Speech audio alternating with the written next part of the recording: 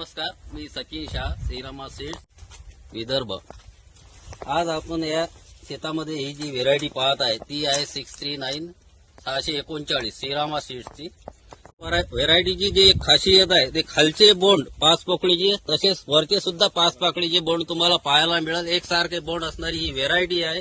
कमीत कमी 6 ते 7 ग्रॅम बोंड असणारी ही एक व्हेरायटी आपल्याला आज इथं मिळत आहे। श्रीरामा सीड्स तर्फे शेतकऱ्याला हे एक देण आहे।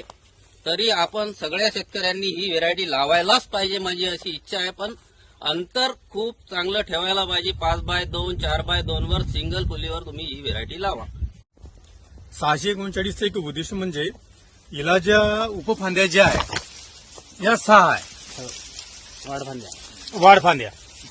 वाढफांद्या याला 6 आहे। एक 2 आणि 3 4 5 आणि 6 अशा वाढफांद्या आहेत। आणि बोंडाची साईज जवळपास याची 6 ते 7 ग्रॅम म्हणजे बोंडाची जी उकल आहे म्हणजे निघालेला जो कापूस हा 6 ते 7 ग्रॅम भरतील। आणि जो ओला जे बोंड आहे हे जवळपास 9 ते 10 ग्रॅमचे जवळपास भरतील। जवळजवळ बोंड आलेला आहे। बोंड अतिशय मोठा आहे। बोंडाचं वजन नाही म्हणतो म्हटलं तरी 6 ते 7 ग्रॅम पर्यंत असायला पाहिजे।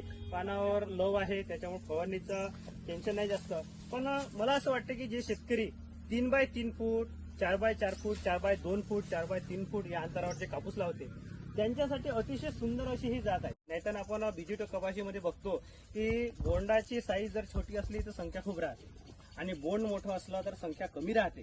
पण या ठिकाणी जर पाहतो म्हटलं आपण तर बोंड मोठा आहे आणि बोंड जवळ आहे आणि संख्या पण खूप आहे। म्हणजे ऑल इन वन व्हेरायटी जर म्हणतो म्हटलं तर श्रीरामा कंपनीची 639 अतिशय सुंदर व्हेरायटी आहे। मला आवडलेली आहे।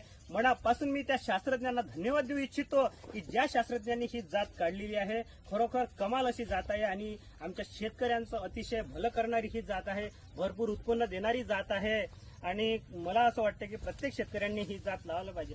बघा एका वाढफांदीला 15-20 बोंड या ठिकाणी असे लागलेले आहे। बोंड मोठे आहे, गड कमी आहे, म्हणजे ताकदीच्या जास्त आहे।